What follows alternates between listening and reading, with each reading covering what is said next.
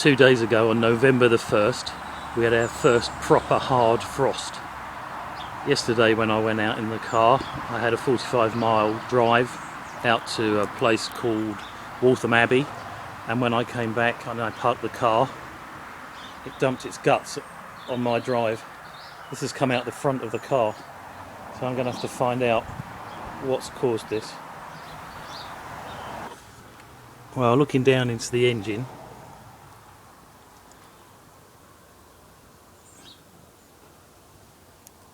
I can see that the top of the gearbox looks a bit oily down there. I don't remember it being like that before.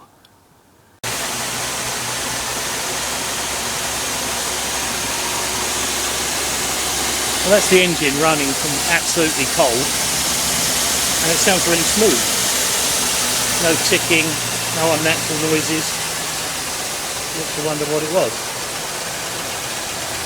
Just dropping off the auto advance.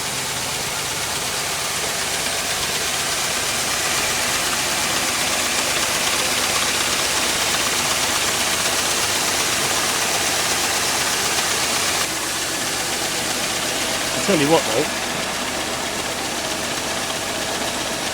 there's no water in the header tank, and I filled that up not long ago. Oh, I wonder what that's all about.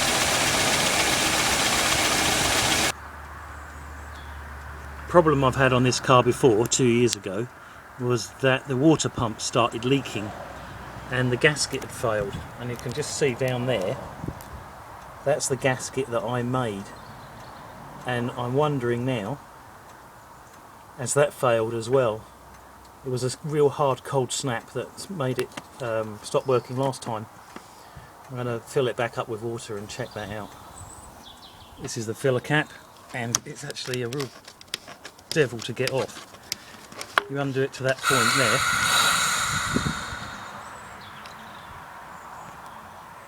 that didn't sound good. Once you've got to that point there, you need both hands to get it off because it's really stiff, so I'll have to use both hands. Absolutely no water in there, and it's less than 3 days ago that I filled it up completely, so I've obviously got a leak. I just need to find where the leak is from. So I'm filling it back up with concentrated antifreeze, and then I always use battery top-up water rather than tap water because it's got no residue in it.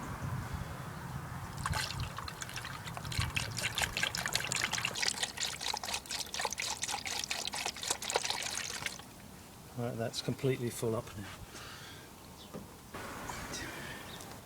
When you put the cap back on, it won't go on. You have to whack it, and you might actually have to do it twice to get it holding.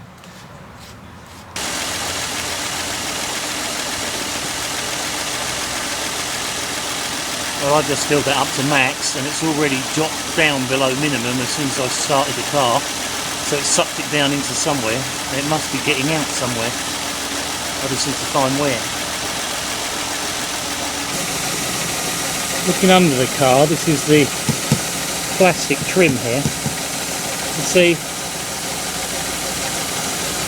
drops of water coming out the bottom of it. Because the water pump's been resealed at least twice before, and because Europarts were doing a 30% discount weekend, I've gone and bought a new pump for the princely sum of £27. The best thing is you obviously get a new unit, but you get a new gasket as well. You've got to take the battery off to get at it under the plastic cover there. It always catches on that little clip there, see this? The crap bit of design. You can push the clip out the way, then it come off, and then that just pops out. You need to disconnect it, take the bracket out and lift the battery out. You can't do it with the battery on the car, so you have to make sure that you've got your radio code, otherwise when you come to start the car up, your radio won't work anymore. When you disconnect a car or a motorbike battery, you always take the negative off first. That is so that if you're accidentally to touch the positive onto any metal part of the car, you don't get quite a bad electric shock. This is nice and easy to do. It's just a 10mm socket. Just loosen it.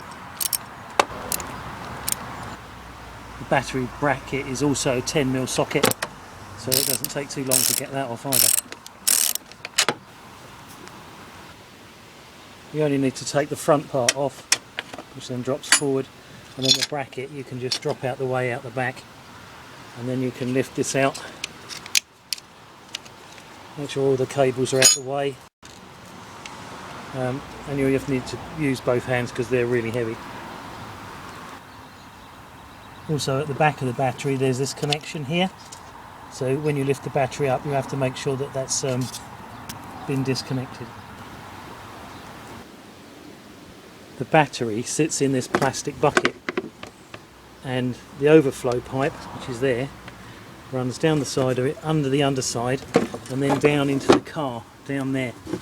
And it goes through two clips, which are impossible to see, but you have to pop them out of it, otherwise you can't take the bucket out. You could try doing this job with the bucket in there, but I think you'll find it really difficult. So now we're looking at the water pump, which is this unit here. Quite a small thing. This is the pulley for it, this is the pump, and this pulley has to come off in order to get the water pump out.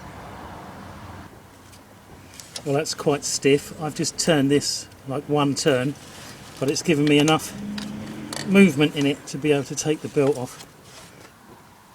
Right, the belt came off easy enough, and you can see it's in really good condition. One of the things I always look for is how good the printing is. Although this is on the outside, if the printing's worn off it usually means the thing's knackered. The inside of it is looking really sound. It's a poly V belt in good condition, so I don't have to get another one. It's come off quite easily because I've taken this off before. I've also put a piece of white tape to show me which way it's coming off the car. Make sure it goes back on the same way. Once all the bolts are out, it just comes off. Now all I have to do is just undo all of those fixings there and prise the pump off. It will be quite sticky because I put a lot of sealant in that when I put it on, but I'll have to live with that. These bolts have 8mm heads for an 8mm socket, and they're quite long, and I've got a feeling that they're different lengths, so the thing is to lay it out as they've come out of the housing. Because these screws are all different lengths, what I'm doing is just dropping them into the new casing as I take them off the old one, make sure they go back in the right place. Well, these things are very stiff, and I used my little socket as a breaker bar. Then I realised and remembered that I've got one of these ratchet spanners, and that's made it very much quicker to get them out. There's still a load of water in the header tank because I haven't actually got a siphon and a way of sucking it out, and when I prise off the pump I think a load of water is just going to pour out onto the floor, so I'm going to put a clean drip tray underneath. Well, this is the one that's come off. This has got a plastic impeller. This is one that I've bought as OEM. This has got an aluminium impeller. And one thing I noticed when I was working on it, it's got a yellow dot on it.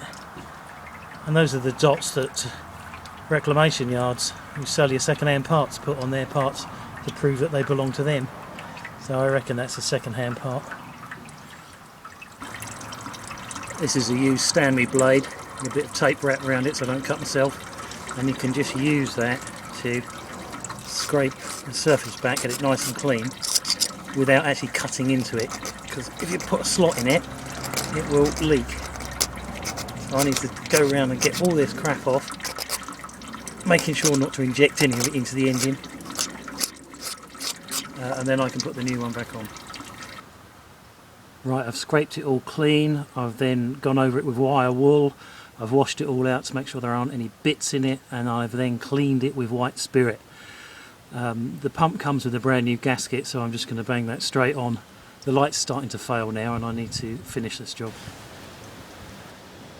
When you're putting it back together, you can hang it on the two long ones, those two, while you put all the short ones in.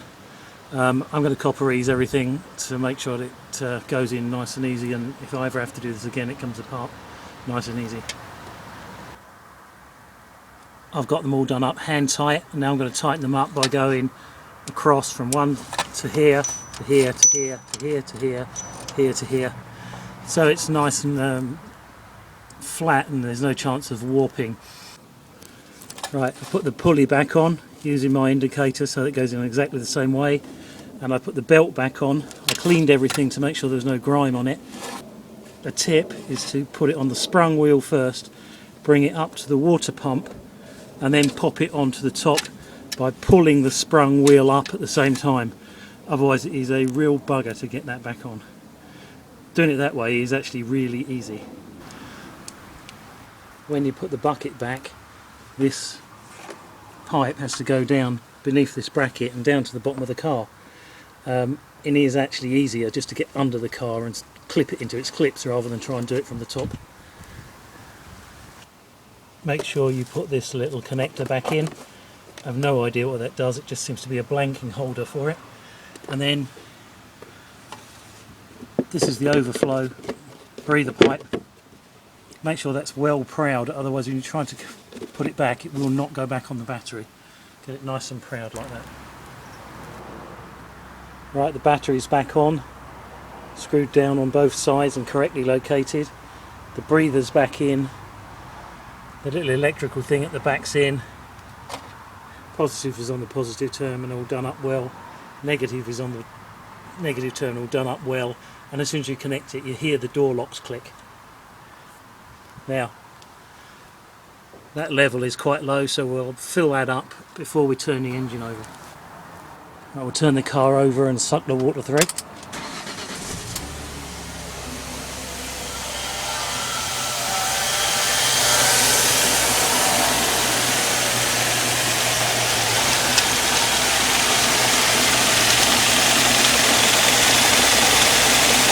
It certainly sounds different. See the water going down there pretty quickly. Drop it down to that level and let that go around a bit, and then we'll top it up.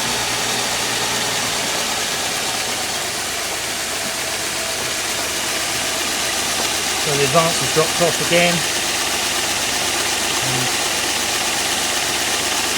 I can't hear the ticking noise. Good news.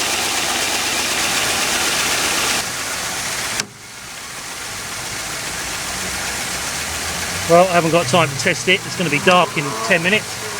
Tonight is going to freeze. It's going to be below zero. So that'll be a real test for it. Tomorrow I'll give it a test run. At the moment it's looking very promising.